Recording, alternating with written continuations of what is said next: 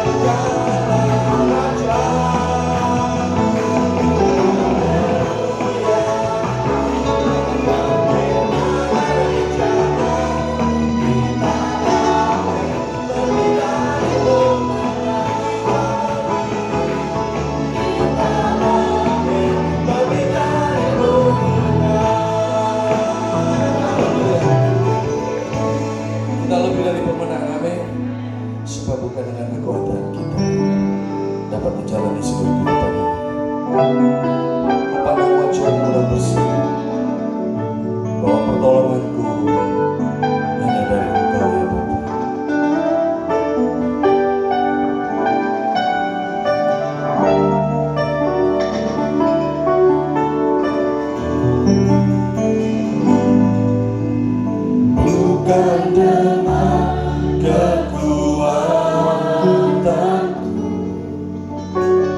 ku dapat jalani hidupku tanpa Yesus yang di sampingku.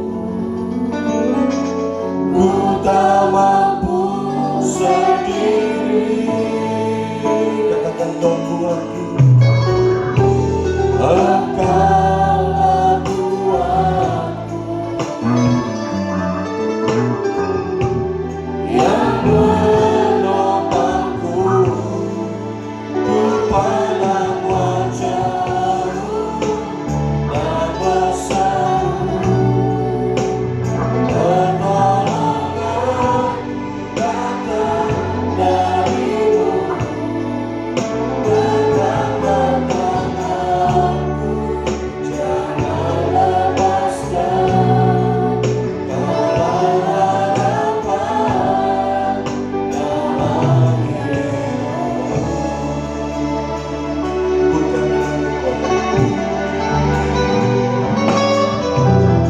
Bukan dengan kekuatanmu ku dapat jalani hidupku tanpa Yesus yang di sampingku. Ku tak mampu sendiri. Engkaulah Tuhan yang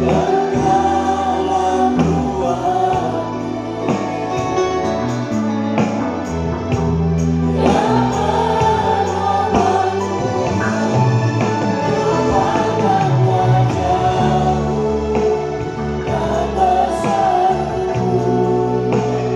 pertolonganku datang dari-Mu.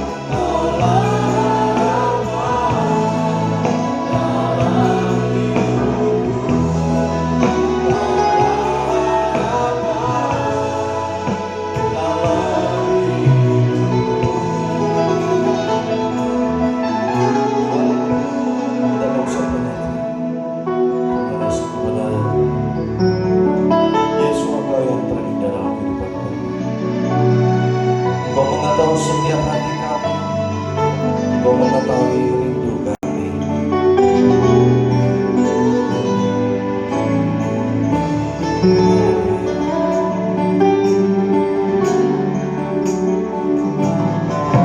Kau tahu hatiku, Yesus. Kau tahu rinduku, Yesus.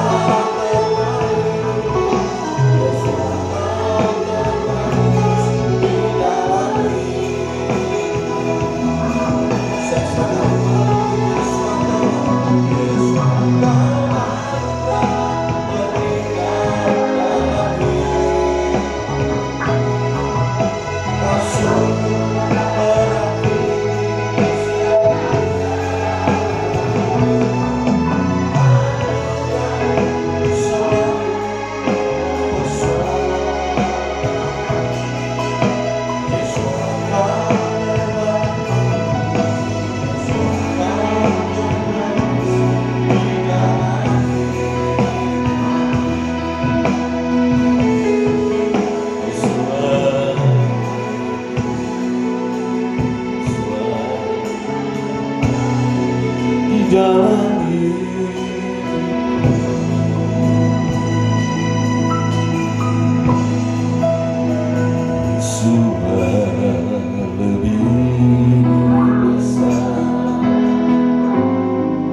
Yesus lebih besar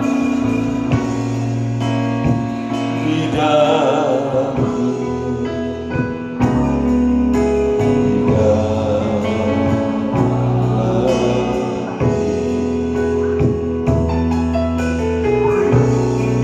Yesus lebih besar.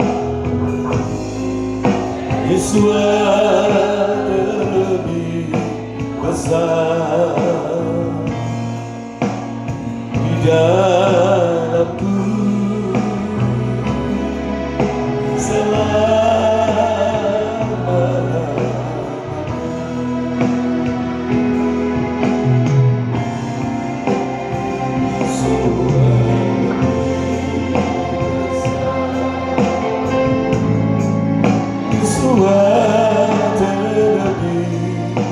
Besar di dalamku, di dalamku.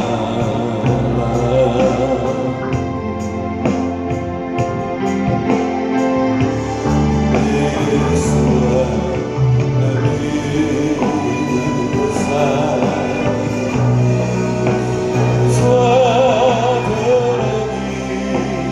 besar. Dalamku selama-lamanya.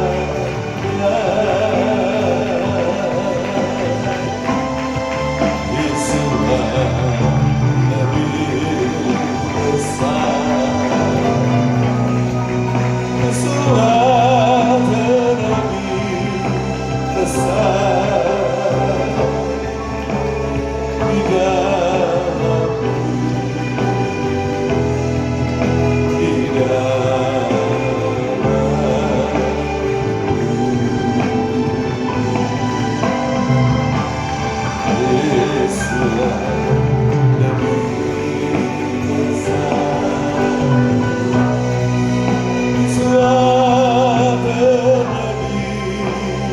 besar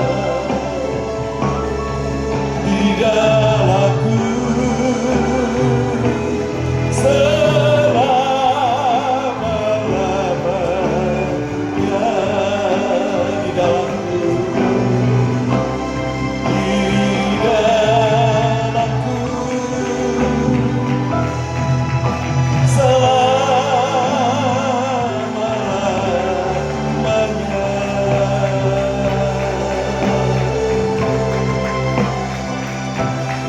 Haleluya. Kami siapkan hati kami menikmati firman-Mu. Roh Kudus mengurapi kami. Terima kasih kami semua yang hadir di tempat ini pagi hari ini. Kami beroleh kemurahan-Mu. Diberkati juga jemaat Blessing Church. Diberkati semua pemirsa, para subscriber, dan semua yang turut serta menikmati persekutuan pagi hari ini di mereka berada. Terima kasih Bapa, terima kasih. Bungkus kami di dalam darah anak domba Elohim. Bentengi pagari kami dengan para malaikat Shamayim yang kudus. Dan kami serahkan waktu yang ada sampai akhirnya dalam pimpinan kuasa Roh. Segala puji syukur hormat kebesaran kemuliaan hanya bagi Elohim kami demi nama Yahweh Yeshua HaMashiach. Haleluya. Amin. Shalom. Rende benaventuranza abundante sempre. Saudara semua diberkati Yahweh Yeshua HaMashiach berlimpah-limpah selama-lamanya. Haleluya. Kenapa kok mesti salamnya semuanya itu diberkati berlimpah-limpah selama-lamanya. Kalau mencari kerajaan Elohim dan kebenarannya, maka semua akan ditambahkan kepadamu. Jadi kita itu nggak perlu minta berkat, nggak perlu minta berkat, tetapi cari kerajaan Elohim dan kebenarannya, ya hidup itu dijamin, saudara. Amin. Itu yang paling penting. Nah, pagi hari ini tema khotbahnya sama dengan minggu lalu, tapi ini bagian yang kedua, ya. Bagaimana cara kita untuk menerima Roh Kudus, ya. Ayat-ayat yang kita baca ada tambahan, tapi tetap akan diulang yang minggu lalu, ya. Karena ini sangat penting. Saya yakin banyak yang kurang mengerti, ya. Jadi ini inti dari kita mengiring Yahweh Yesus Masih. Sebab kalau tidak mengerti ini, ya saudara ya cuma beragama saja, ya. Kita buka kembali Yohanan pasal 14. Yohanan pasal 14.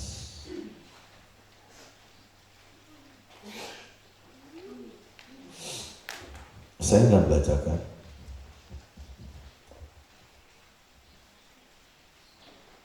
ayat 15 dan 16 dan 17.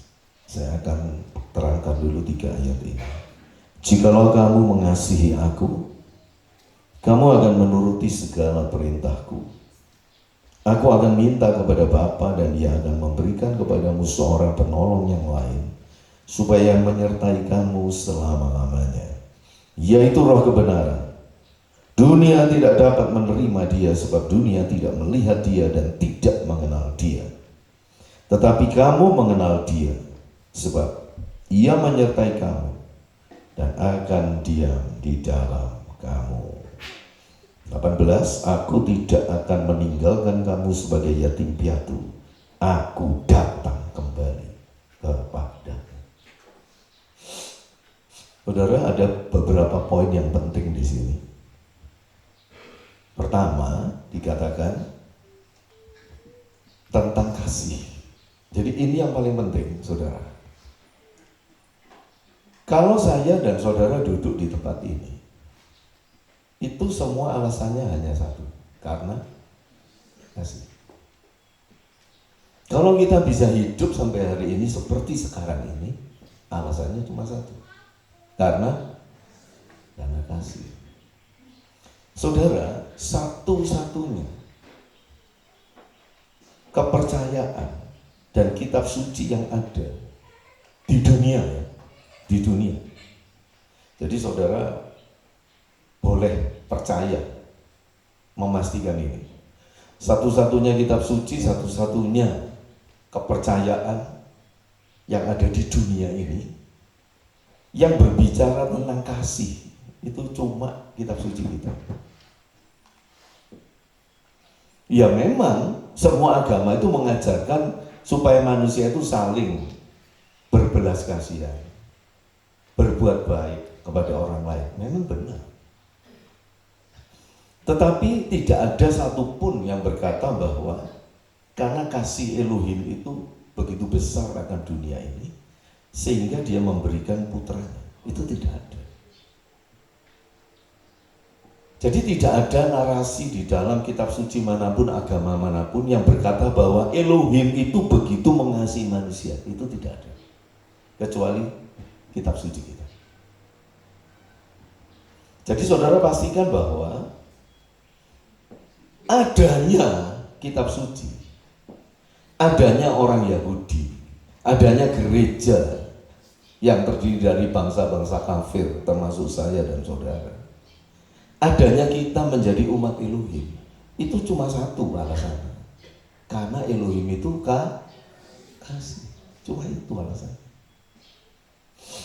Nah, masalahnya sekarang, kalau Elohim itu kasih, bagaimana cara kita mengerti kasihnya itu seperti apa. Tentu saja manusia itu saudara dengan berbagai latar belakang pendidikan, kebudayaan, kehidupannya di suku manapun, bangsa manapun, pasti tahu yang namanya mengasihi itu tahu. Tetapi semua pasti memiliki konsep yang berbeda tentang kasih. Ya, saya tidak perlu terangkan itu lebih jauh. Yang jelas, anggapan manusia tentang kasih itu kan bisa bermacam-macam. Tetapi justru satu-satunya Elohim yang menyatakan bahwa dia mengasihi manusia, dia menunjukkan cara mengasihi itu, yaitu dia memberikan putranya yang tunggal. Nah, ini yang tidak ada dimanapun. Jadi konsep tentang kasih itu sudah ditentukan oleh Sang Pencipta, bahwa kasihnya itu dinyatakan dengan memberikan putranya yang tunggal. Kalau di agama lain, kepercayaan lain mungkin, oh iya Tuhan itu maha kasih, sehingga karena dia maha kasih maka dia senang mengasihi manusia. Kayak gitu aja. Konsepnya cuma sama aja semua. Bahkan sebetulnya mereka tidak punya konsep Elohim itu kasih. Sesembahan mereka itu adalah sesembahan yang selalu menuntut manusia untuk tidak salah terhadap dirinya. Itu agama itu semua itu basicnya seperti itu, saudara. Tetapi Elohim yang hidup di dalam Yeshua Masiah itu menyatakan dirinya itu bukan untuk menuntut manusia melakukan sesuatu yang menyenangkan dirinya. Sama sekali tidak. Sebaliknya dia menuntut dirinya sendiri untuk bisa membahagiakan manusia. Nah, itu yang tidak ada juga dalam konsep agama apapun. Jadi saudara, Elohim yang hidup itu di dalam Yahweh Yeshua Masiah, dia justru berinisiatif untuk berbuat yang terbaik bagi manusia. Nah, saudara, kalau memang Elohim itu sudah melakukan hal yang seperti itu, masa orang Kristen itu masih terus meminta-minta supaya Elohim itu berbuat baik sama dia dengan memberkati hidupnya? Bisa mengerti maksud saya? Bisa mengerti? Dasar dari penyembahan kita kepada Elohim yang hidup itu adalah bahwa dia itu mengasihi kita dan dia memberikan yang terbaik bagi hidup kita, yaitu Sang Firman yang menjadi manusia, yang disebut putranya sendiri. Lalu kenapa kita masih seolah-olah terus membutuhkan dikasihi, membutuhkan diperhatikan, membutuhkan dia untuk mendengarkan kita dan sebagainya dan sebagainya? Untuk apa? Dia kan sudah berinisiatif dan dia sudah berbuat untuk memberikan hidupnya bagi kita. Nah, ini intinya, saudara. Berdasarkan pijakan pemahaman yang seperti ini, kita bisa terus melangkah terus sebagai, ya katakan saja sebagai orang-orang Kristen, orang-orang percaya. Apa selanjutnya yang harus kita lakukan? Yeshua tidak pernah menuntut kita untuk mengasihi dia. Perhatikan ya. Enggak ya? Yeshua itu datang tidak menuntut apapun dari manusia.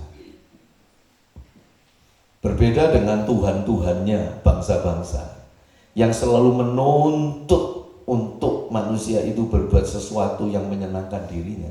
Elohim kita tidak pernah menuntut yang seperti itu. Yeshua cuma berkata, jikalau kamu mengasihi aku, kamu mentaati perintahku. Dia bilang, jikalau kamu mengasihi aku. Pernah Yesus ngomong, kamu harus mengasihi aku. Awas kalau tidak. Ada nggak? Nggak ada. Nggak ada. Mose memang berbicara, kasihlah Yahweh Elohimmu dengan segenap hatimu, Loh, kok saudara harus tahu konteksnya? Itu bangsa Israel. Itu firman itu diberikan pada bangsa Israel yang sudah dilepaskan dari perbudakan Mesir. Dan untuk balas budi mereka kepada Elohim Yahweh yang sudah membebaskan mereka, mereka itu harus mengasihi Yahweh Elohim yang membebaskan mereka. Itu yang namanya kasih Philea yang saya terangkan minggu yang lalu. Karena Elohim sudah berbuat sesuatu untuk mereka, apa balasan mereka? Ya kasihlah Yahweh Elohim dengan segenap hatimu. Tapi saudara, ketika bangsa Israel disuruh mengasihi itu, gagal atau berhasil? Gagal atau berhasil? Angkatan yang pertama itu semuanya gagal, nggak bisa masuk anak-anak. Yang bisa masuk cuma anak-anak mereka, keturunan berikutnya. Disuruh mengasihi, gagal. Itu kalau disuruh mengasihi itu kawin paksa. Kawin paksa, pacaran paksa, seneng paksa. Bisa dipaksanya dengan orang yang kita tidak senangi. Bisa nggak? Sulit kan? Itu sebabnya Israel itu menjadi suatu contoh. Ketika seseorang dituntut melakukan sesuatu, bahkan untuk balas budi karena dia sudah dibebaskan, gagal. Gagal. Itu hanya sebagai suatu contoh. Manusia itu selalu gagal. Bahkan membalas budi pun gagal. Disuruh mengasihi juga nggak bisa. Padahal itu pembebas. Yahweh itu pembebas mereka. Suruh mengasihi, gagal. Itu sebabnya ketika Yesua datang, ya, Yesua itu Yahweh ya, datang dalam rupa manusia. Kalau Yahweh di dalam sejarah keselamatan bangsa Israel itu hanya menampakkan dirinya kepada orang tertentu sebagai manusia, tapi itu hanya menjelma sesaat, belum sungguh-sungguh menjadi manusia, hanya menjelma sesaat. Itu namanya teofani, teosfania, penampakan teos, penampakan Elohim. Nah, tetapi di zaman akhir dia menyatakan dirinya dalam bentuk manusia yang sempurna, menjadi manusia, yaitu Yeshua HaMashiach. Dia sekarang tidak lagi menuntut orang untuk mengasihi dia, kasihlah, enggak. Dia hanya berkata, jikalau kamu mengasihi aku, kamu mentaati perintahku. Apakah mentaati perintah Elohim itu untuk menyenangkan hatinya Elohim? Apakah mentaati perintah Elohim itu untuk berbuat sesuatu yang bisa menguntungkan Elohim? Apakah melakukan perintah Yesua itu berarti kita memberikan apapun yang ada dalam diri kita untuk dia? Sama sekali tidak. Karena perintahnya itu, kasihilah sesamamu seperti aku mengasihi. Apapun yang saudara lakukan ketika saudara mengasihi Yesus, saudara melakukannya itu hanya untuk sesama, bukan untuk dia. Meskipun saudara berkata, aku mengasihi engkau Yeshua dengan segenap hatiku. Bagaimana caranya saudara mengasihi Yesus? Saudara berimajinasi, saudara tidak pernah lihat dia, saudara membayangkan bahwa ada sesosok yang namanya Yesua dan saudara katakan, aku mengasihi engkau. Begitu. Itu berarti saudara hidup dalam imajinasi. Itu tidak real. Kekristenan itu real. Kekristenan itu bukan sesuatu yang diyakini sebagai pegangan hidup, tetapi suatu keyakinan yang dihidupi. Perhatikan kata-kata saya. Suatu keyakinan yang dihidupi, bukan keyakinan sebagai pegangan hidup, tetapi suatu keyakinan yang saudara hidup di dalam apa yang saudara yakini. Saudara, tidak ada yang real selain yang dapat kita lihat. Betul nggak? Betul? Memang firman juga berkata bahwa berbahagialah orang yang percaya sekalipun tidak melihat. Memang. Untuk sesuatu yang tidak kita lihat, Yesua yang tidak kita lihat, kita percaya kepada Dia. Coba saudara di sini sekarang renungkan. Saudara semua percaya Yesua nggak? Percaya Dia ada? Percaya Dia Elohim? Percaya Dia Juru Selamatmu? Percaya nggak kalau Yesus itu ada di sini? Berdasarkan apa saudara percaya? Padahal saudara nggak lihat.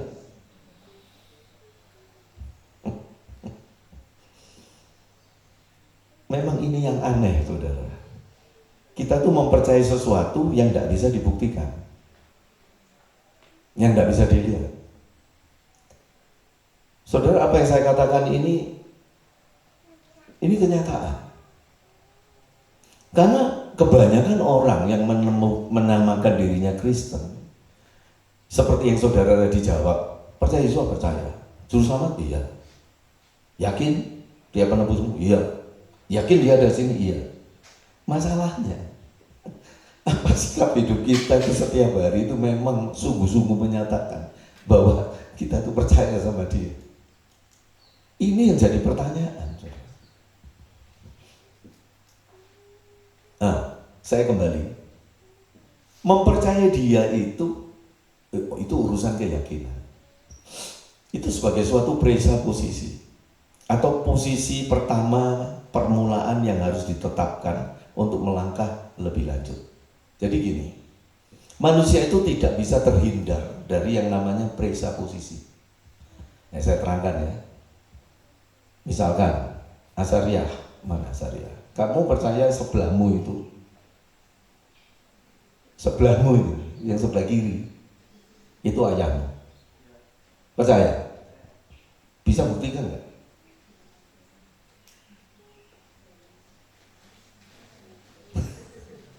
Kamu bisa buktikan nggak kalau dia ayahmu? Oh, dia hitam, kamu putih. Ya, ini kode putih ya. Cek mending.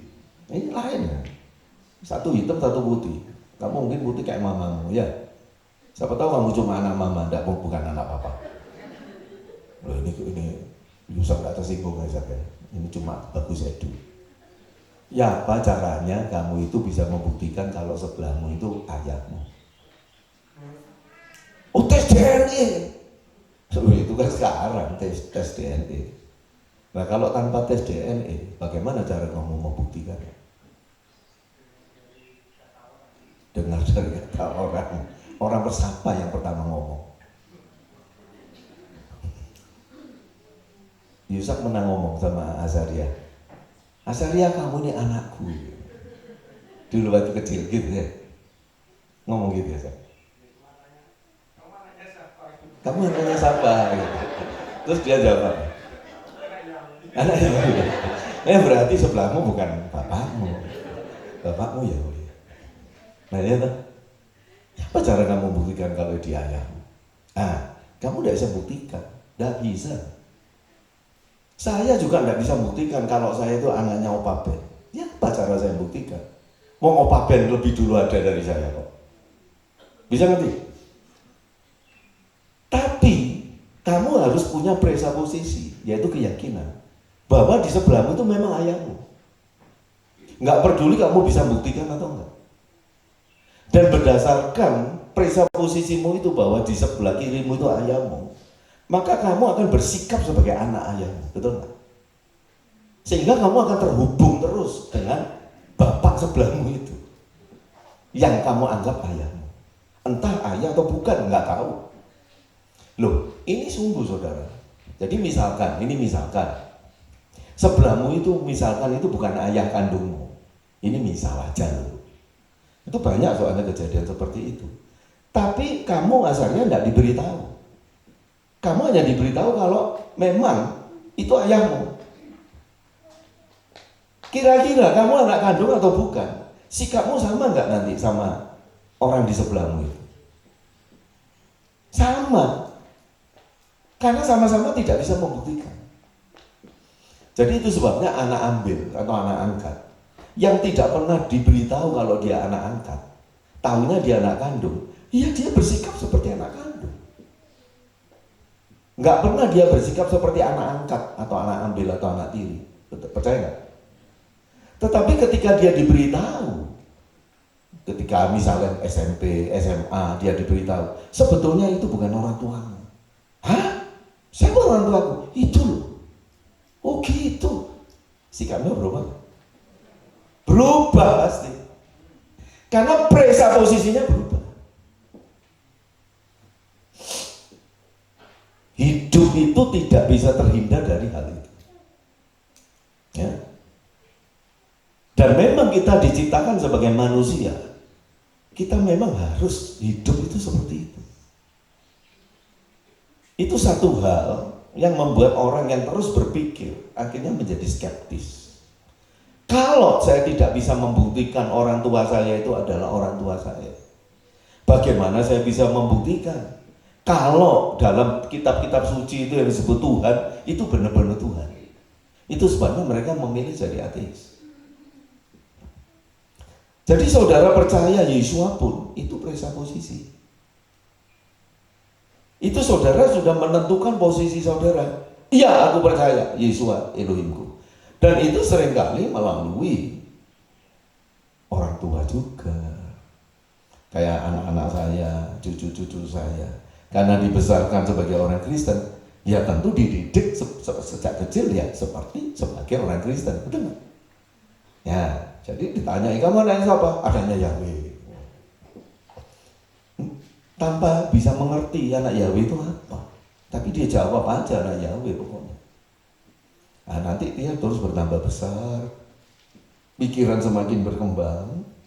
Saudara, ada orang akhirnya meninggalkan agamanya. Lu banyak kok orang meninggalkan Kristen jadi Buddha, jadi Hindu, jadi Islam, kan banyak. Orang Islam juga banyak yang jadi Hindu, Buddha, jadi Kristen, ya banyak. Orang Hindu banyak jadi Kristen, jadi Islam, jadi Buddha. Orang Buddha juga banyak jadi Hindu, lalu jadi Kristen, jadi Islam, jadi tidak beragama juga banyak. Betul nggak? Mengapa? Mengapa mereka bisa berubah? Karena presposisinya berubah. Jadi semua itu dimulai dengan pemahaman, keyakinan, kepercayaan sebagai posisi mula untuk kita melangkah. Jadi ketika saudara percaya Yesus adalah juru selamatmu, maka saudara akan terus melangkah terus di dalam koridor itu, bahwa konteksnya Yesus juru selamat. Ya saya ikuti aja terus. Itu namanya hidup sebagai orang Kristen. Ini seperti itu. Orang beragama lain pun juga seperti itu. Ya. Nah, sekarang saudara, saya kembali lagi.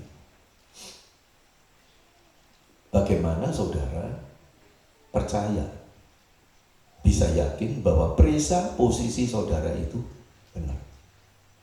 Nah, ini lebih dalam lagi. Kan hidup itu harus presposisi kan? Betul nggak? Azaria harus percaya orang bapak di sebelahmu yang baju kuning kotak-kotak hitam itu bapakmu. Bagaimana kamu bisa mempertanggungjawabkan kepercayaanmu itu bahwa orang di sebelahmu itu adalah bapak? Jadi tadi presposisi sudah, sebelah ini bapakku. Tapi bagaimana cara kamu untuk bisa mempertanggungjawabkan, membuktikan selanjutnya dalam hidupmu? Kalau presposisimu bahwa sebelahmu itu bapakmu, itu benar. Itu hal yang berikutnya soalnya. Jadi saudara percaya Yesua juru selamat. Tapi bagaimana caramu untuk membuktikan bahwa kepercayaanmu tentang Yesua juru selamatmu itu benar? Karena orang di seberang sana bilang Yesus itu bukan Tuhan, cuma Nabi. Yesus tidak mau disembah, tidak boleh disembah. Dosa kalau nyembah Yesus. Mereka menggoyang iman, dan banyak orang Kristen itu akhirnya murtad. Murtad, bukan mualaf. Menurut kitab suci kalau orang Kristen meninggalkan imannya ya murtad namanya. Kok mualaf? Bisa ngerti nggak? Murtad tahu nggak? Meninggalkan keyakinannya, yaitu murtad. Ya, bagaimana? Bagaimana Azarya? Untuk kamu dapat membuktikan terus dalam hidupmu, kalau presupposisimu yang menganggap bahwa orang di sebelahmu itu ayahmu, itu benar. Benar anggapanku bahwa dia ayahku, ternyata memang dia ayahku. Apa yang bisa? Bukti apa yang kamu perlukan? Apa yang harus kamu lakukan? Atau apa yang kamu alami untuk kamu bisa percaya ternyata anggapanku bahwa orang di sebelahku ayahku itu ternyata benar. Benar memang dia ayahku. Ya apa caranya? Ya? Makasih. Apakah kamu kalau mengasihi ayahmu itu bukti bahwa kamu presupposisimu tentang orang di sebelahmu ayahmu itu benar?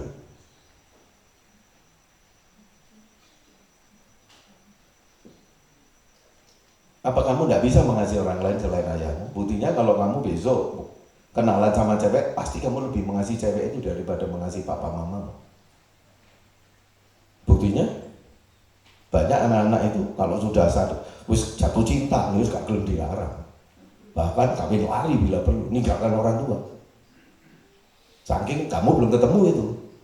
Coba kamu ketemu Tysonmu, bisa saja kamu sudah nggak terlalu ngobres orang tuamu. Itu bukan bukti. Apa yang bisa kamu buktikan?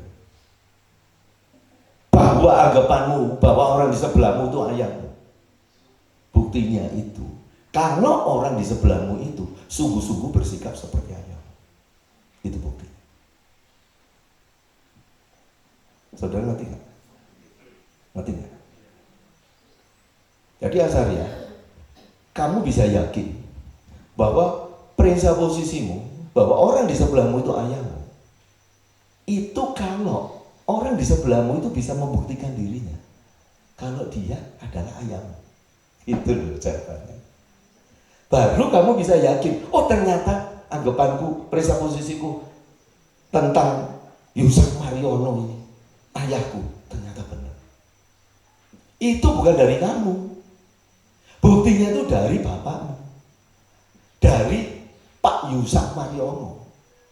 Dia bisa membuktikan bahwa aku memang ayahmu karena dia ada duluan. Dia tahu kamu itu anaknya atau bukan. Gampang lah. Ini kan sederhana, tapi kamu gak kepikir. Ini kan sederhana, tapi ditanyai kamu tidak bisa jawab. Hal yang paling sederhana dan kamu tidak ngerti. Bagaimana kamu mau mengerti hal-hal yang sulit lagi, yang lain-lain? Nah itu sebabnya kalau ibadah itu jangan ngantuk. Perhatikan sungguh-sungguh. Jadi orang Kristen itu bukan sekedar ke gereja nyanyi-nyanyi doa, kasih perpuluhan, kasih sepertujuh, perjamuan kudus, pulang aman. Enggak loh, saudara. Enggak loh. Semua yang kita lakukan ini, seper-sepuluh, sepertujuh, perjamuan, ibadah bersama, semua yang kita lakukan, ini hanya untuk tali mengikat agar kita itu tidak terlepas dari kawanan. Cuma itu aja. Tetapi esensi dari kita mengenal dia itu tidak bisa diwakili dengan ritual apapun. Seperti saudara, tadi saya ngomong dengan Azarya tadi, satu-satunya untuk membuktikan bahwa anggapan kita, iman kita, kepercayaan kita kepada Yesus HaMasiah itu bisa dipertanggungjawabkan. Satu-satunya yang bisa menjamin bahwa yang kita percaya itu benar, itu satu-satunya hanya jikalau dia, Yahweh Yesus HaMasiah, menyatakan dirinya kepada kita memang sebagai Yesus HaMasiah, sebagai juru selamat. Cuma itu aja. Itu jawabannya. Itu sebabnya saudara, banyak orang Kristen itu yang hidupnya itu hampa, Yang hidupnya itu seperti tidak memiliki Yesua. Kenapa? Dia hanya memiliki presaposisi. Aku percaya Yesua itu Elohim. Tetapi tidak ada bukti apapun bahwa Yesua itu menyatakan dirinya kepada dia bahwa dia memang adalah Elohim. Itu sebabnya mengapa begitu penting sampai saya khotbahkan 2 kali. Jikalau kamu mengasihi aku, kamu melakukan perintahku. Melakukan perintah itu hanya tali untuk mengikat presaposisi kita. Mengapa saya harus mengasihi dia? Karena presaposisi saya percaya dia juru selamat saya. Maka Yesus berkata, jikalau kamu mengasihi aku, engkau melakukan perintahku. Dan ketika kita melakukan perintahnya, bukan untuk menyenangkan dia, bukan untuk membahagiakan dia, bukan untuk menguntungkan dia. Karena perintahnya itu cuma satu, kasihlah sesamamu seperti aku mengasihi kamu. Yang diuntungkan, yang menjadi sasaran ketika kita melakukan perintah Yesua, itu adalah sesama kita. Jadi ibadah itu adalah suatu dedikasi, suatu loyalitas kepada sesama manusia. Itulah ibadah. Banyak orang tidak mengerti. Dipikir ibadah itu adalah untuk melakukan sesuatu untuk Elohim. Bukan, saudara. Karena inti ibadah adalah mengasihi. Seperti yang saya terangkan tadi, semua kita ada di sini hanya karena kasih. Amin. Jikalau kamu mengasihi aku, kamu melakukan perintahku. Dan perintahku adalah kasihlah sesamamu seperti aku mengasihi kamu.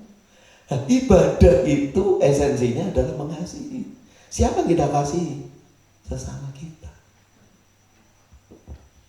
Jadi ibadah karena sesama kita itu ada di mana saja. Kalau kamu kerja di pasar, semua yang di pasar itu sesamamu. Betul nggak? Kalau kamu di rumah, semua yang ada di dalam rumah itu sesamamu. Betul nggak? Kalau kamu di jalan, semua yang ada di jalan itu juga sesamamu. Betul nggak?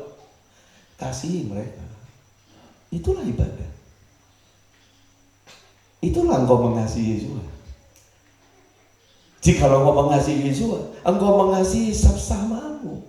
Dan itu tidak terikat dengan tempat. Itu sebabnya mengapa Yesus berkata, orang-orang akan menyembah Bapa di dalam roh dan kebenaran, bukan di gunung ini, bukan di gunung itu, bukan di tempat ibadah ini atau itu.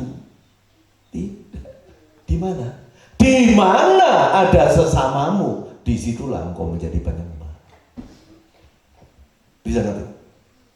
Bisa ngerti nggak? Saudara diberi kesempatan berkumpul seperti pagi hari ini. Ini semua sesama Bu. Saudara diberi kesempatan untuk mengasihi. Ini sesama. Nanti caranya mengasihi, nah, saudara nanti akan mengerti sendiri. Bagaimana cara mengasihi? Saya tidak memperlebar ya. Nanti tidak habis, itu tema yang lain. Nah, kembali lagi. Sekarang, tadi saya katakan untuk membuktikan bahwa dia, presaposisi kita benar bahwa dia adalah Elohim, Juru Selamat. Itu harus dia yang bisa membuktikan dirinya kepada kita bahwa dia benar-benar adalah juru selamat kita. Seperti Asaria bisa percaya bahwa Yusak itu ayahmu, kalau Yusak itu benar-benar menyatakan diri bahwa dia memang ayah. Sejak kecil dia ngasih kamu makan nggak? Sejak kecil kebutuhanmu dipenuhi nggak?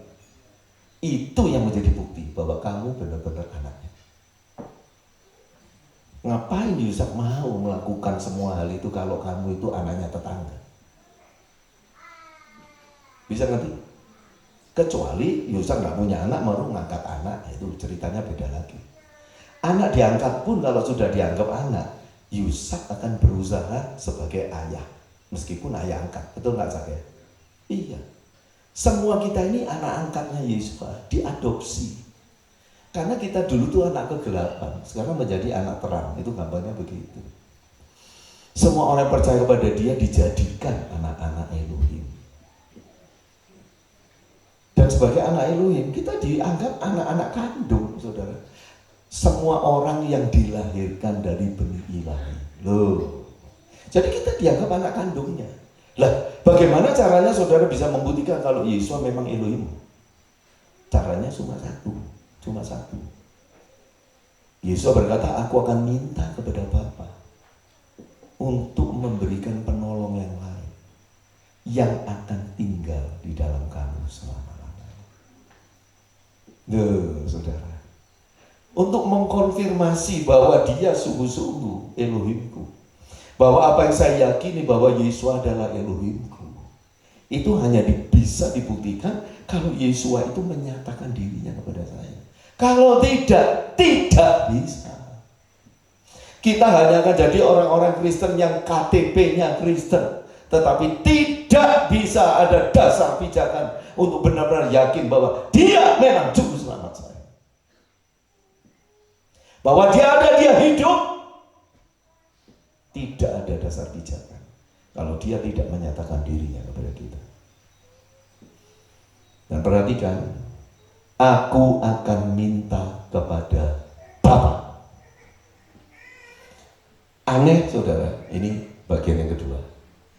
Aneh bahwa orang-orang Kristen sampai sekarang minta Roh Kudus. Khususnya di hari Pentakosta, 10 hari setelah kenaikan Yesus Masih. Kenaikan Yesus Masih dirayakan tanggal berapa barusan?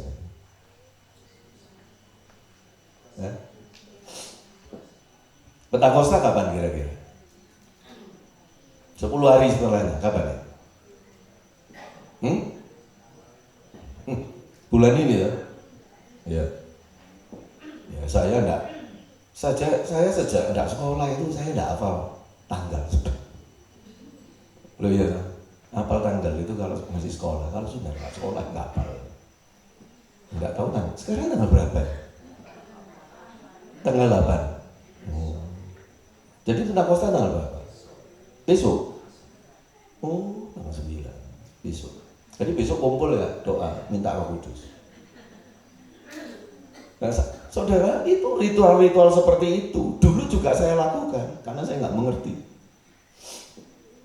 Setelah saya mengerti, ya kadang kita itu kalau sudah mengerti, kita bisa mentertawakan diri kita sendiri. Kalau membayangkan dulu kita nggak ngerti, kadang bisa geli ya saudara. Iya, geli nggak? Geli. Loh kok saudara yang minta? Mana ada? Yesus bilang aku yang minta. Siapa yang nyuruh kamu minta? Yesus pernah ngomong, kalau kamu mengasihi aku, kamu mentaati perintahku, minta Roh Kudus, nanti tak beri. Ada gitu? Ada? Enggak, dia nggak pernah ngomong. Murid-muridnya di hari Pentakosta pun, kamu kumpul di Yerusalem ya, berdoa sungguh-sungguh minta Roh Kudus di hari Pentakosta. Kagak. Tunggu di sana, aku akan curahkan Roh Kudus. Cuma suruh nunggu. Siapa nyuruh minta? Nah, itu untuk murid-murid. Gilirannya kita semua. Kalau kamu mengasihi Yesus dan kamu mengasihi sesamamu, maka Yesus itu akan minta kepada Bapa supaya dia, Bapa, memberikan roh penolong yang lain. Roh penolong yang lain itu ya Yesus itu sendiri, tapi yang gak kelihatan.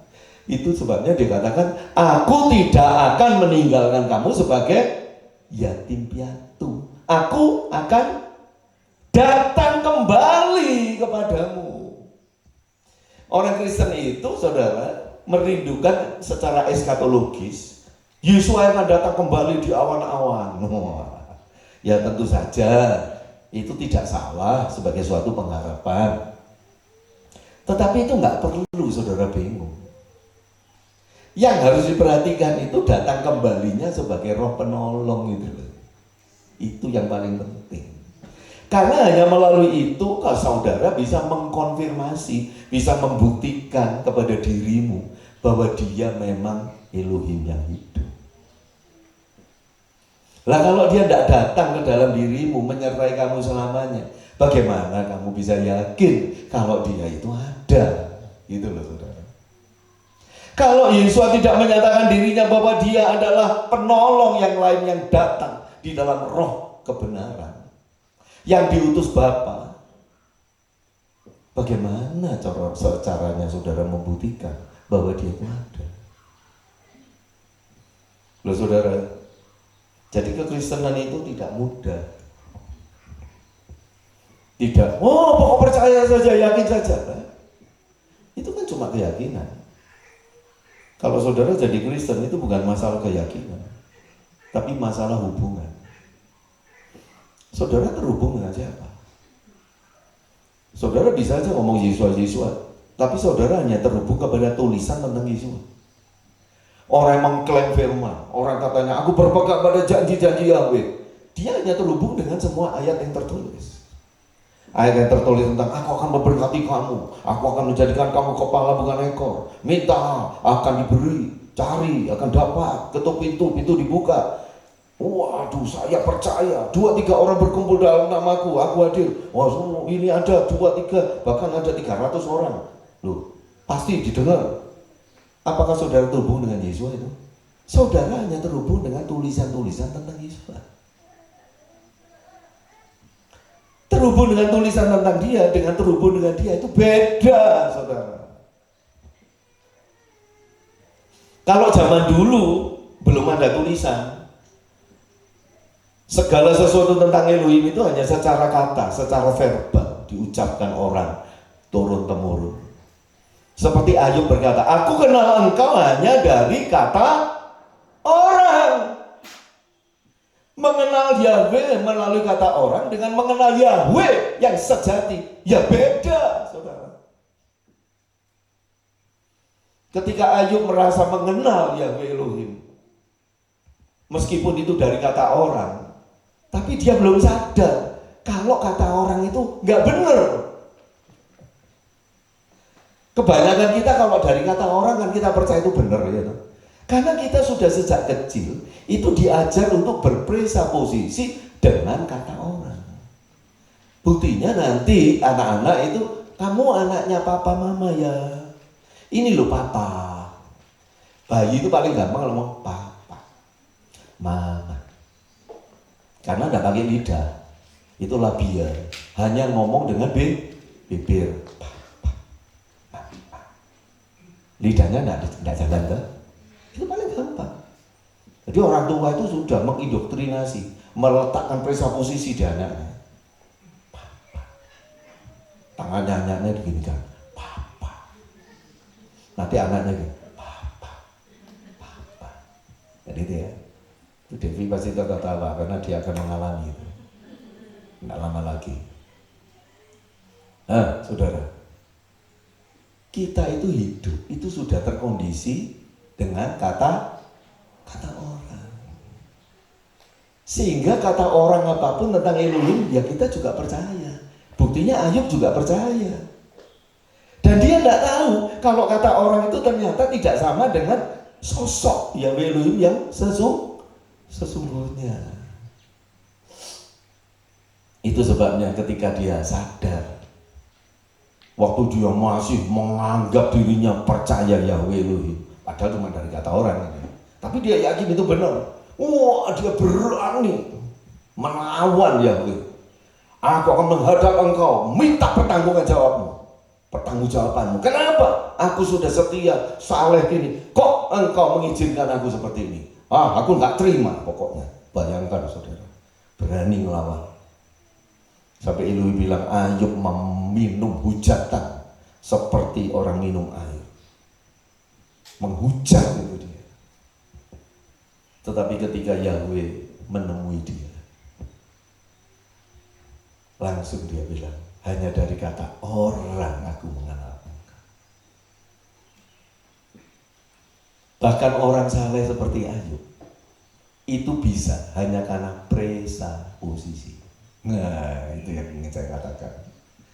Ayub punya presupposisi, yaitu dari kata orang tentang Elohim. Dan itu membuat dia hidupnya saleh.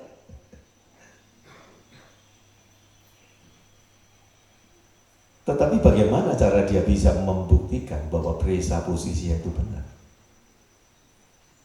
Satu-satunya cara kalau Elohim yang menemui dia. Elohim lalu berfirman, ngomong gini, ngomong gitu. Ayub langsung sadar, oh ini dia Yahweh Elohim yang hidup.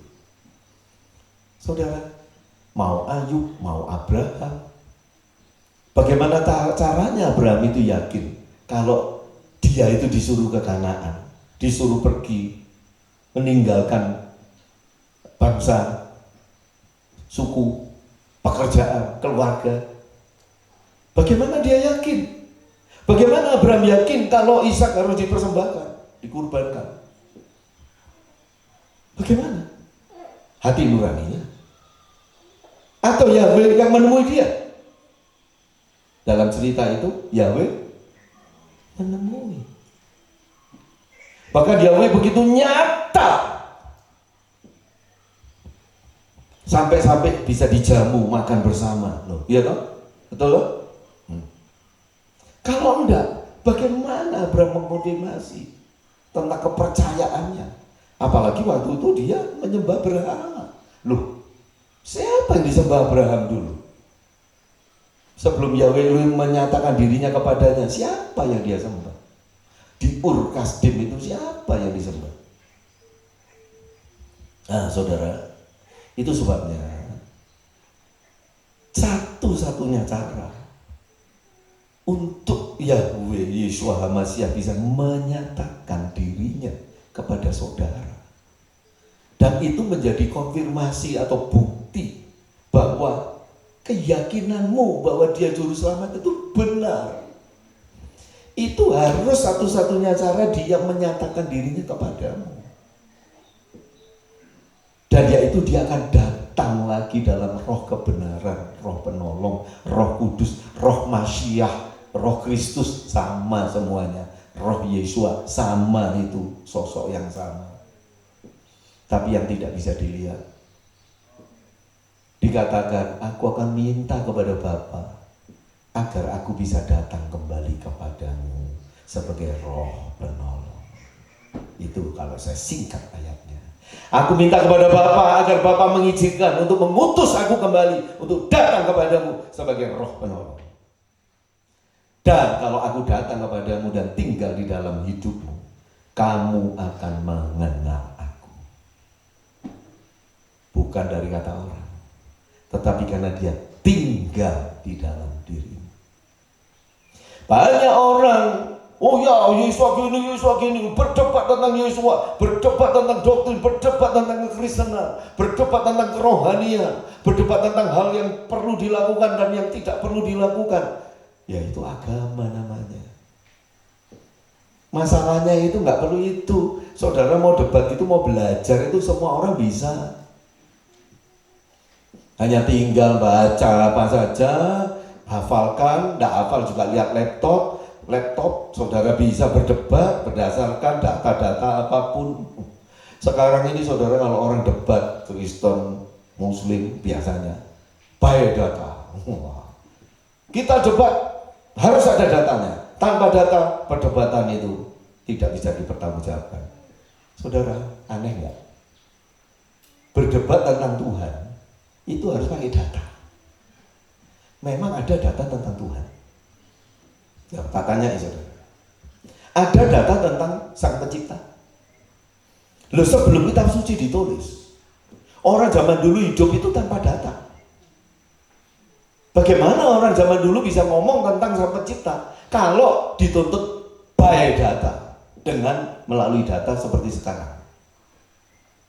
Justru semua yang tertulis di sini, yang akhirnya jadi data, ini tertulis karena tidak ada data tentang dia. Semua hanya karena saudara Illuminati, pencerahan. Semua karena ada penyataan dari Sang Maha Kuasa kepada orang-orang tertentu. Lalu ketika dia ngomong, maka dituliskan. Itu namanya data katanya. Padahal semua yang tertulis sebagai data ini basicnya adalah tanpa data. Bisa ngerti? Lah bagaimana orang zaman sekarang mau berdebat tentang kebenaran harus ada datanya. Permulaannya orang mengerti tentang kebenaran itu tanpa data kok. Lalu kok mengerti? Karena perjumpaan dengan Elohim. Nah, jadi saudara, Yesus berkata, aku akan datang kembali kepadamu. Dunia tidak akan mengenal aku. Itu saya bahasakan. Enggak akan kenal, tapi kamu akan kenal. Kenapa? Karena aku tinggal di dalam kamu. Aneh ya saudara. Saudara akan kenal dia, roh penghibur, roh kudus, roh Yesua. Akan kenal bahwa itu adalah rohnya. Bukan karena data, bukan karena doktrin, bukan karena ajaran gereja, bukan karena ajaran pendeta, bahkan juga bukan karena ajaran Pak Elisa. Bukan. Saya tidak bisa ngajar saudara untuk saudara bisa kenal dia. Tidak bisa. Bahkan jikalau saya kenal dia karena dia tinggal di dalam saya tidak bisa bagikan pengenalan saya akan dia itu, pengalaman saya mengenal dia itu, saya bagikan pada saudara agar saudara juga bisa mengenal dia. Itu nggak bisa. Itu hanya sebagai pengetahuan referensi yang saudara dengarkan. Misalkan begini, ada pendeta yang bilang, saya itu kalau berdoa, kalau enggak sampai merasakan hadiratnya, saya tidak akan berhenti berdoa. Nah, saudara tidak pernah doa, saudara tidak pernah merasakan hadiratnya, saudara tidak mengerti apa itu merasakan hadirat Elohim, lalu saudara diberi kesaksian oleh pendeta itu. Kalau saya berdoa itu, kalau tidak merasakan hadiratnya, saya tidak akan berhenti, meskipun sampai 6-7 jam, terus sampai saya bisa merasakan hadiratnya. Saudara kalau baca itu, saudara kan nggak ngerti apa-apa. Apa saudara bisa terus merasakan hadiratnya? Nggak bisa. Oh, saudara nggak pernah doa, nggak pernah merasakan hadiratnya. Saudara hanya baca pengalaman orang itu aja. Nah, sama dengan kalau Roh Kudus itu tinggal di dalam diri seseorang. Saudara tidak bisa menuntut siapapun kalau saudara anggap orang itu ada Roh Kudus. Ya apa ya? Rasanya ada Roh Kudus itu apa? Coba sharing gitu loh. Mengenal dia itu bagaimana? Kamu kenal nggak dia? Kamu kenal nggak Roh Yesus yang ada dalam dirimu? Misalkan saya, saudara tanya sama saya, Pak Elisa kenal nggak Roh Kudus itu? Iya kenal. Yesus bilang, kenapa kok kenal? Karena dia tinggal di dalam kamu. Kenal itu karena ada di dalam. Jadi kenalnya karena dia ada, bukan karena dia memberikan. Saudara, doktrin ini loh. Kalau aku ada itu di dalam kamu itu gini loh rasanya, gini. Oh enggak. Itu tidak menolong sama sekali. Kita akan kenal dia karena dia tinggal di dalam kita, titik. Nah, ketika saudara tanya sama saya, Pak Elisa kenal nggak? Kenal Roh Kudus. Ya, dia ada di dalam saya. Coba Pak ceritakan, supaya saya juga bisa kenal dia. Gak bisa, saudara. Nggak bisa. Saudara bisa kenal hanya kalau dia tinggal di dalam hidup. Tidak bisa meskipun saya cerita bagaimanapun, tidak bisa. Kok saya cerita tentang Roh Kudus yang tinggal dalam saya? Yesua itu loh, sebagai roh Elohim satu-satunya, ketika ada di dunia 2000 tahun yang lalu, memang orang-orang kenal dia. Berapa banyak orang yang kenal dia? Sebagian besar nggak kenal, padahal ngomong-ngomong sama dia.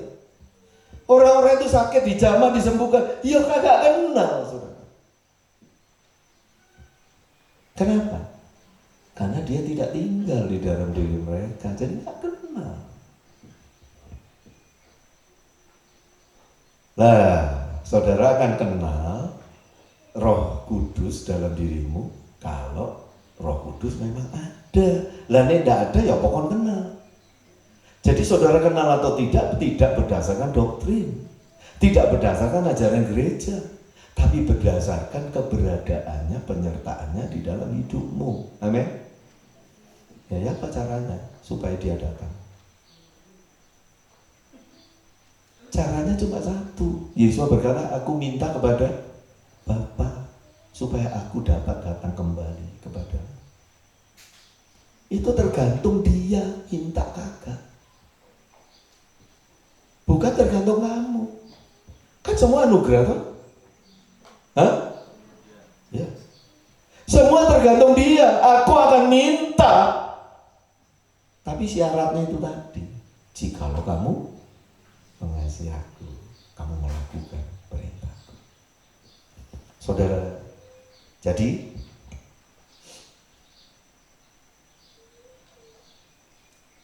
bagaimana saya ini sharing ya. Supaya saudara bisa mengerti apa yang harus saudara lakukan. Firman katakan mengasihi Yesua dengan mengasihi sesama, seperti Yesua mengasihi kita. Bagaimana saya bisa percaya bahwa Yesua yang saya sembah itu sungguh-sungguh ada? Bagaimana saya bisa percaya mengkonfirmasi presupposisi saya bahwa ketika umur 5 tahun saya berkata, Tuhan, aku mau bekerja di ladang. Bahwa Tuhan yang sama, bahwa Tuhan waktu saya usia 5 tahun ketika saya berjanji bekerja di ladangnya adalah juga Elohim atau Tuhan yang sampai hari ini saya sembah, yaitu Yahweh Yeshua Mashiach. Bagaimana saya bisa membuktikan itu?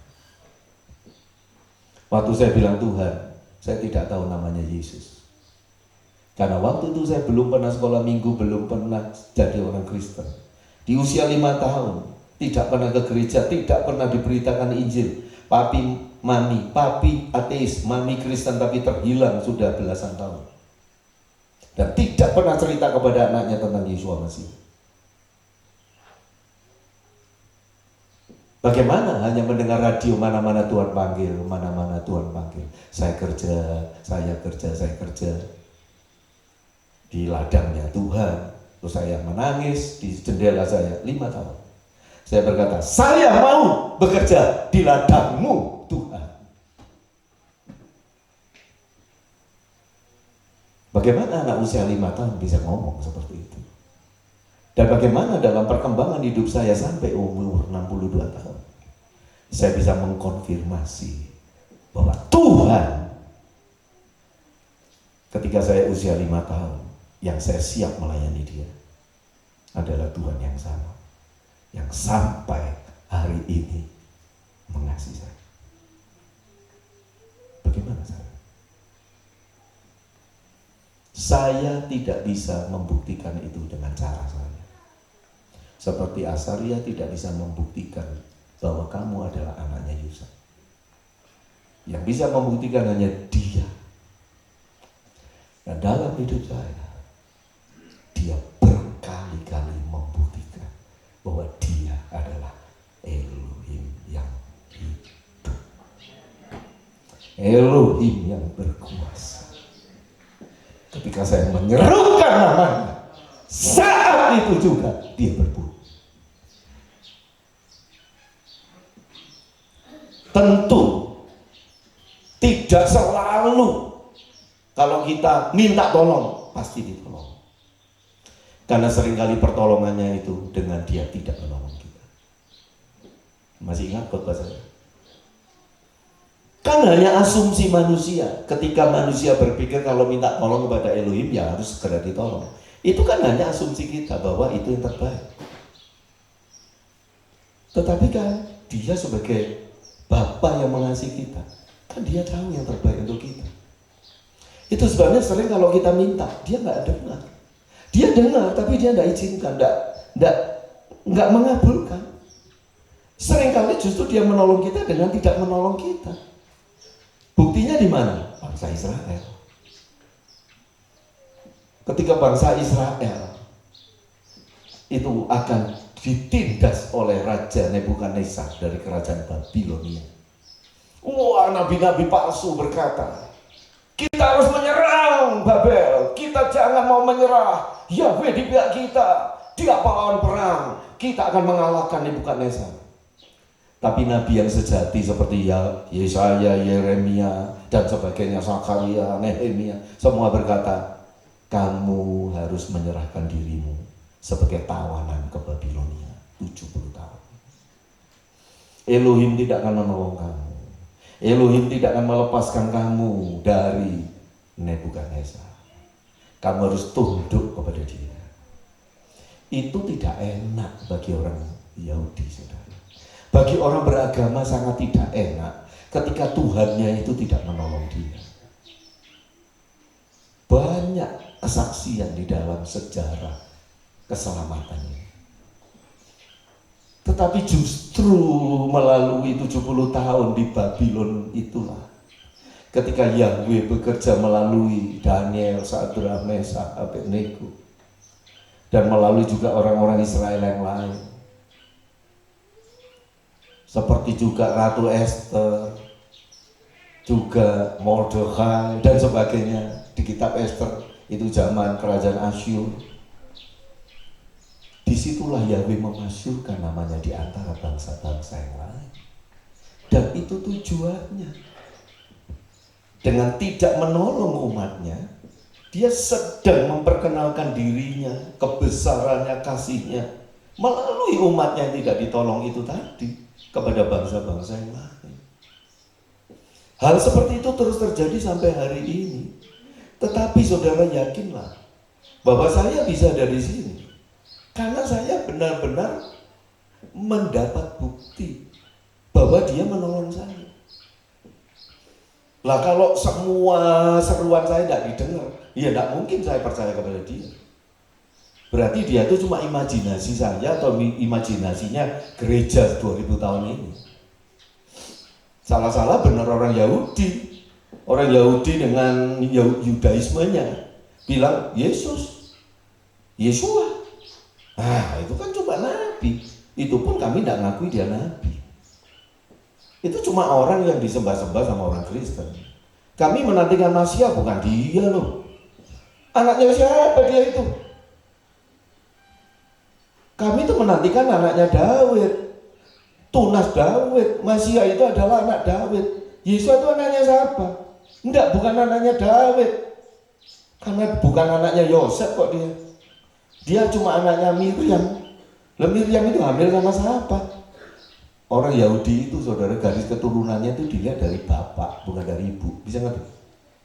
Meskipun Miriam itu dari garis keturunan Salomo, anaknya yang bernama Nathanael, berarti juga keturunan Daud. Tetapi Miriam itu kan wanita. Orang Yahudi itu saudara patriarki. Orang Yahudi itu percaya keturunan itu dari ayah, bukan dari ibu. Nah, karena Miriam itu melahirkan tanpa bersetubuh dengan Yosef, bapaknya kan nggak jelas. Itu sebabnya orang Yudaisme sampai hari ini menolak Yesua. Dia tidak mau itu dianggap juru selamat. Mereka tetap menantikan sang tunas Daud. Padahal ya Yesus itu tunas Daud, betul nggak? Lalu dia bapaknya Yosef tenan, saudara. Nah, dia bukan anak Elohim, bukan dikandung dari Roh Kudus, dikandung dari Yosef. Ya, nah tunas Daud di sini itu bukan berarti bahwa dia harus secara fisik harus melalui seorang bapak yang memang keturunan darah dagingnya Raja Daud, bukan. Tetapi benar-benar dari suku Yehuda. Itu sebabnya dia disebut singa dari suku Yehuda. Dan tidak ada yang bisa menyangkali bahwa Yosef dan Miriam adalah suku Yehuda. Dari mana buktinya? Bukti sejarah. Mereka jauh-jauh di Nazaret. Nazaret itu kerajaan Israel Utara. Ketika terjadi, ayo Kaisar Agustus mengadakan sensus, harus kembali ke kampung halamannya, tempat kelahirannya, sukunya. Kemana ini Miriam dan Yosef? Ke Betlehem. Betlehem itu dengan Yerusalem jaraknya ada beberapa puluh kilometer lebih ke selatan. Dan itu adalah yang tinggal di sana suku Yehuda. Jadi dari sejarah sudah terbukti bahwa memang orang tuanya Yesua itu suku Yehuda. Tidak bisa disangkali itu. Itu sebabnya sensus itu dimasukkan dalam historical sejarah keselamatan. Karena itu penting. Ya. Jadi kembali lagi, dia membuktikan kuasanya, dirinya, keberadaannya dalam hidup saya. Sehingga saya mengenal dia. Saya mengenal dia. Saudara, bagaimana dengan saudara? Bagaimanapun usaha saya untuk memperkenalkan dia kepada saudara, saudara tidak akan bisa mengenal dia. Saudara hanya bisa mengenal dia kalau dia tinggal di dalam hidupmu. Dan dia bisa tinggal di dalam hidupmu kalau dia minta kepada Bapa untuk tinggal di dalam hidupmu. Dan dia akan minta itu kepada Bapa kalau engkau mengasihi dia dengan cara melakukan perintahnya. Dan melakukan perintahnya itu ternyata adalah kasihilah sesamamu manusia seperti aku mengasihi kamu. Seperti apa sih kasih Yesus itu? Ya, karena kamu mengasihi sesamamu itu harus seperti Yesus mengasihi. Yesus itu mengasihi seperti apa? Dengan memberikan nyawanya. Saudara pernah buktikan mengasihi seseorang dengan memberikan nyawanya?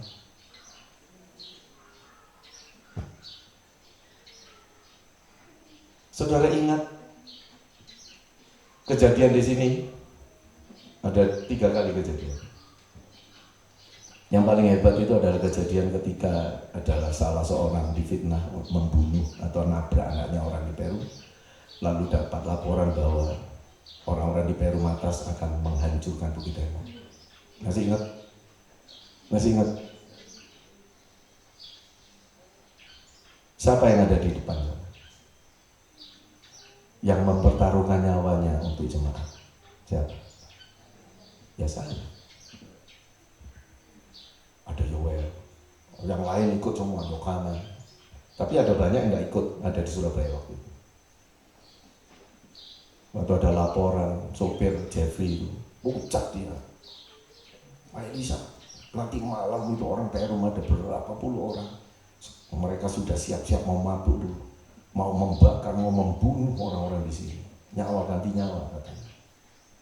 Saya bilang sama dia bilang panggil polisi Pak. Saya bilang tidak. Katakan pada mereka, saya tunggu, saya tunggu di depan.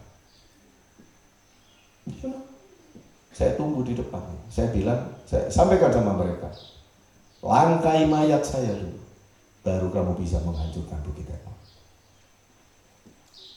Apa saya pergi ke polisi minta tolong? Saya rela mati untuk jemaat. Berapa banyak pendeta yang rela mati untuk jemaatnya? Kalau saudara yang jadi saya, saudara rela mati untuk saya? Saya nanya.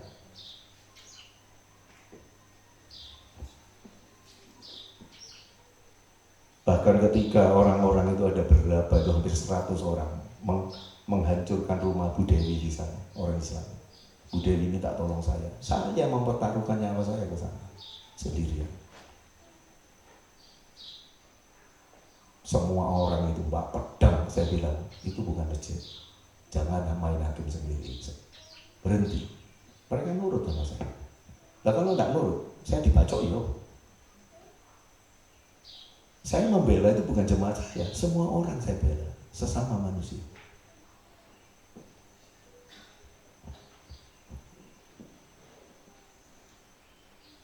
Mengasihi sesama seperti aku mengasihi kamu.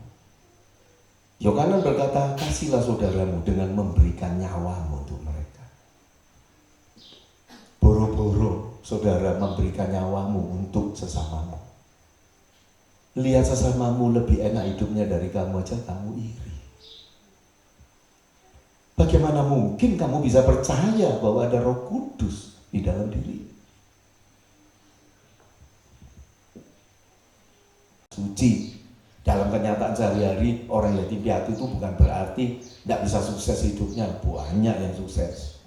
Tapi kalau yatim piatu di sini dihubungkan dengan tidak ada penyertaan Elohim, bisa ngerti nggak? Jadi meskipun kamu sukses secara finansial, tapi kalau Roh Kudus tidak tinggal di dalam kamu, kamu itu kayak yatim piatu. Benar-benar orang yang tidak punya harapan apapun, ditinggal orang yang dikasihi. Itu maksudnya, ya. Itu sebenarnya penting sekali, ya, saudara. Karena tanpa Roh Kudus, saudara bukan miliknya Yesus Masiah. Ya, Yesus Masiah memberkati saudara semua. Silakan balik ke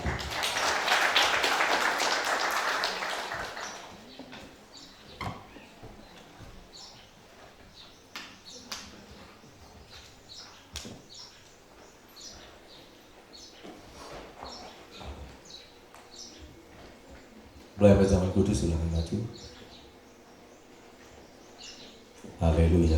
Terima kasih Bapak untuk kasih setia rahmat anugerah.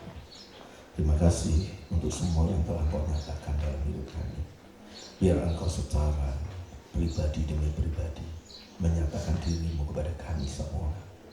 Supaya kami mengenal Engkau karena Engkau yang tinggal di dalam kami.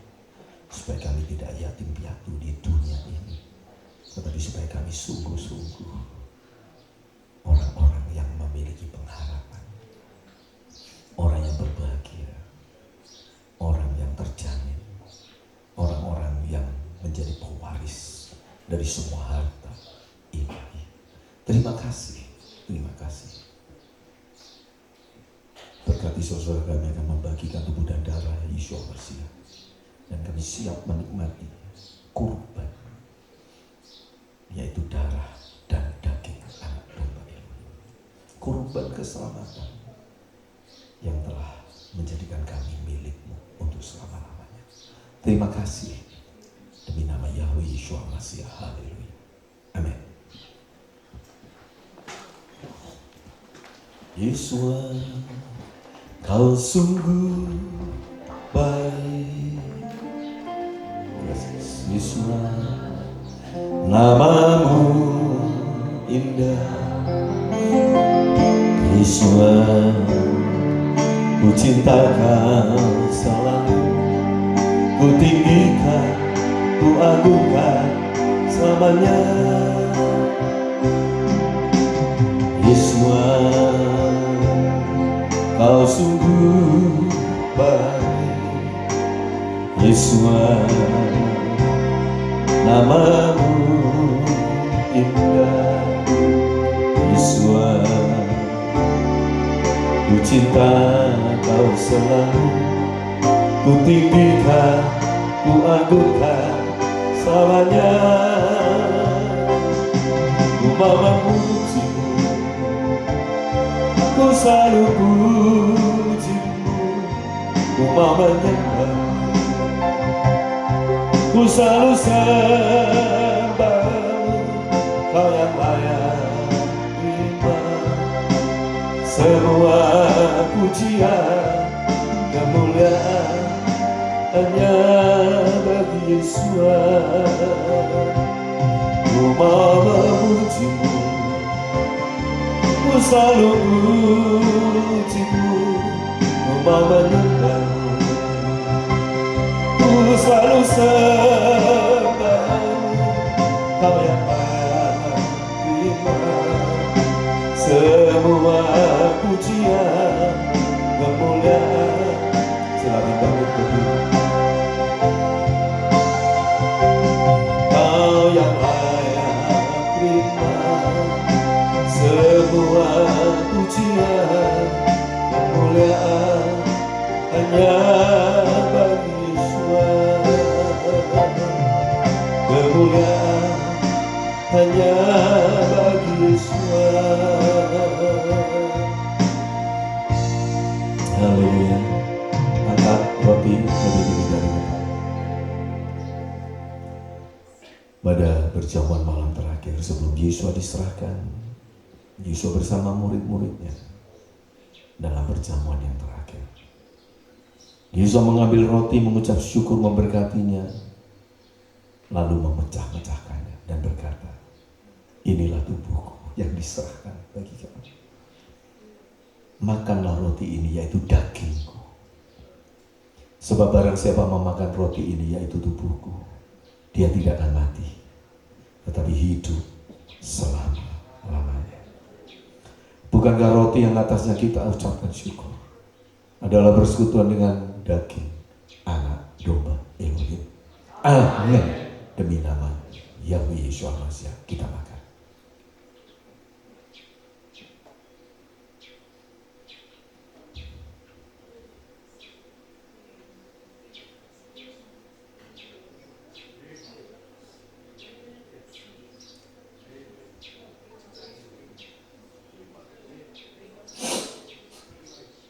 Terima kasih.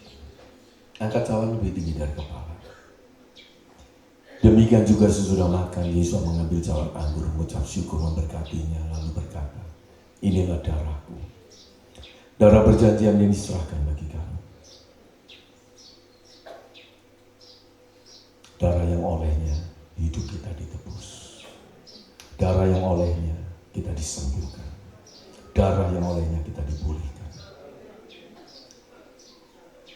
Setiap kali kamu makan roti ini dan minum dari cawan ini, kalian memberitakan kematianku sampai aku datang kembali. Bukankah cawan yang atasnya kita ucapkan syukur adalah persekutuan dengan darah anak domba Elohim? Amin. Demi nama Yahweh Yesus Mashiach.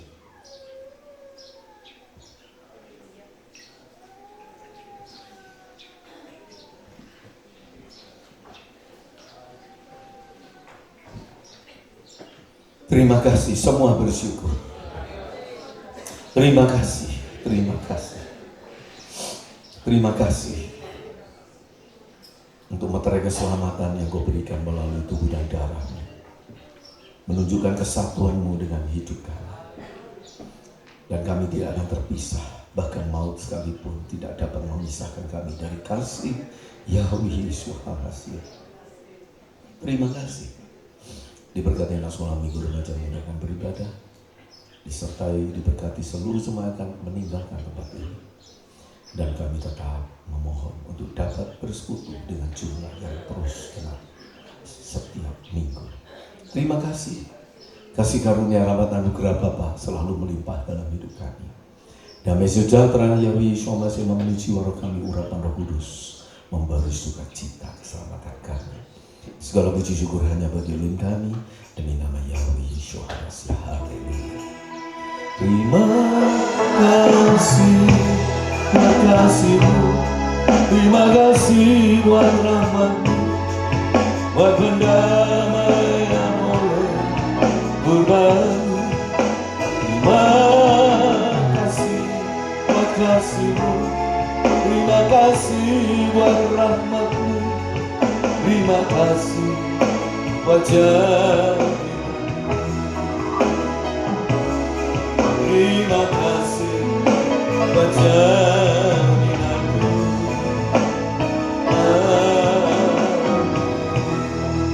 Shalom.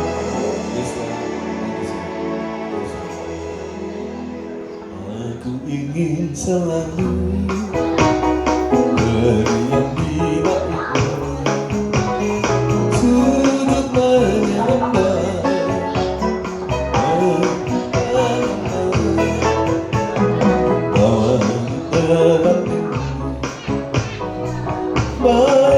Jawani melintasi awan sukarita, merebut kemenangan di mahkotanya. Orang yang rendah hati,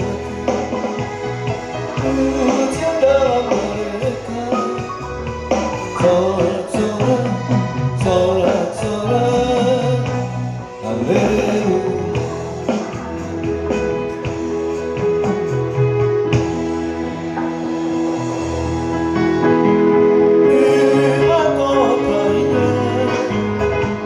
Orang yang rendah hati,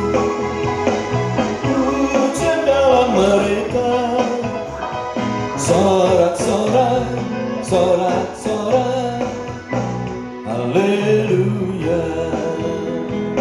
Di mahkotanya, orang